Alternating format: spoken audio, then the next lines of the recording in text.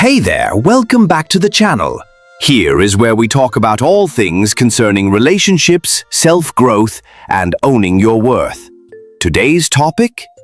How to communicate your needs in a relationship without sounding needy. Let's be real. So many of us hold back from expressing what we truly want because we're scared of coming off as clingy, demanding, or worse, desperate. But here's the truth. Your needs matter, and learning how to voice them confidently is the key to building a healthy, balanced partnership. Let's dive in. First, let's normalize this. If you've ever bitten your tongue instead of saying, "I need more quality time," or "I'd love clearer communication," you're not alone. We're often taught that good partners are low maintenance, chill, and go with the flow. But suppressing your needs, that leads to resentment, misunderstandings, and relationships that leave you feeling empty. The goal isn't to hide your needs, it's to share them in a way that feels strong, clear, and respectful. Let's break down how. We'll start with 3 foundational strategies. These aren't quick fixes, they're mindset shifts and skills that'll transform how you show up in any relationship. 1. Know your needs before you share them. Step 1. Get crystal clear on what you actually need. Sounds simple, right? But when we're caught up in emotions or fear, it's easy to confuse wants, like wanting daily texts, with deeper needs, security, consistency. Grab a journal and ask yourself, what makes me feel valued in a relationship? What drains my energy when it's missing? Dig deeper than surface-level habits. For example, if you want more communication, is there a need for connection, reassurance, clarity? Knowing the why behind your needs helps you communicate them with purpose. 2. Frame needs as invitations, not ultimatums. Once you're clear on your needs, it's all about how you frame them.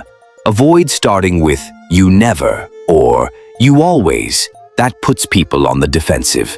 Instead, use I statements that focus on your feelings and desires.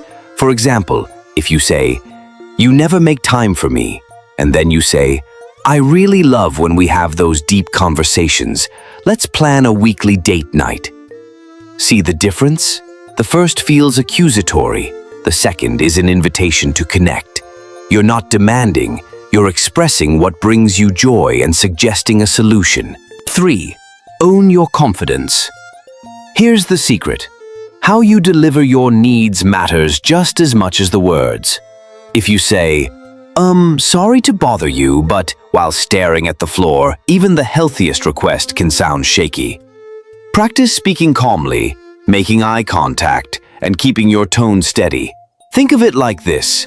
You're not asking for permission to have needs, you're sharing them as a partner who knows her worth. Rehearse in the mirror first. It feels silly, but it builds muscle memory for real conversations. 4. Timing and setting. Set the stage for success. Ever tried bringing up a serious conversation when your partner's stressed, distracted, or halfway out the door? Yeah, that rarely goes well. Timing and environment matter.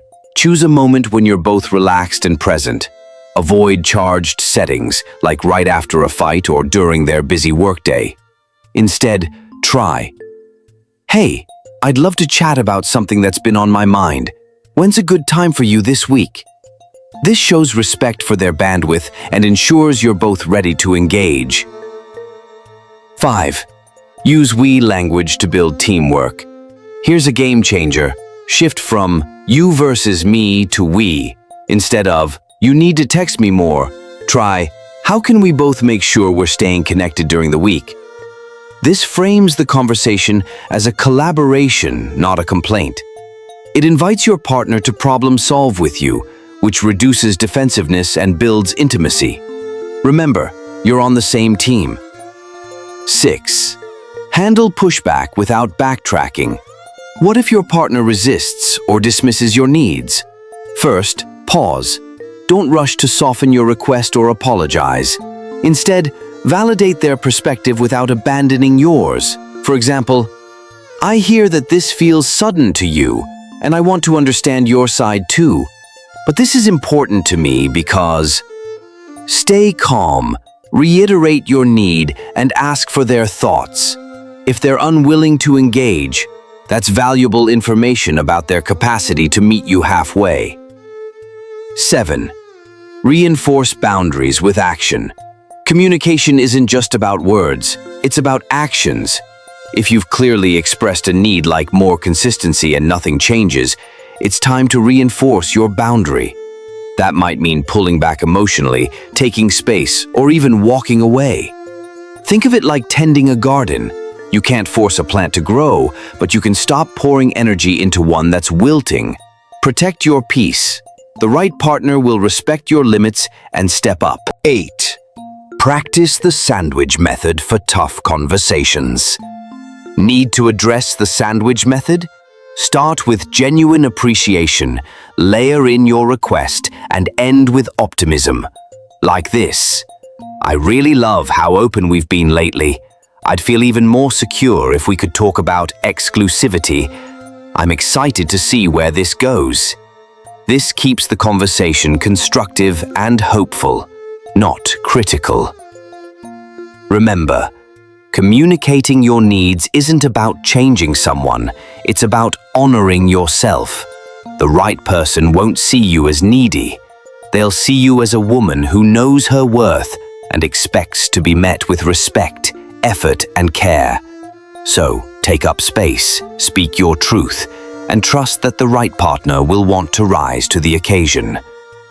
Drop a comment below. What's one need you're committing to voicing this week? Let's cheer each other on. And if this resonated, share it with a friend who needs to hear it too. Don't forget to subscribe and hit that bell for more tools to build the love life you crave. You've got this. See you next time.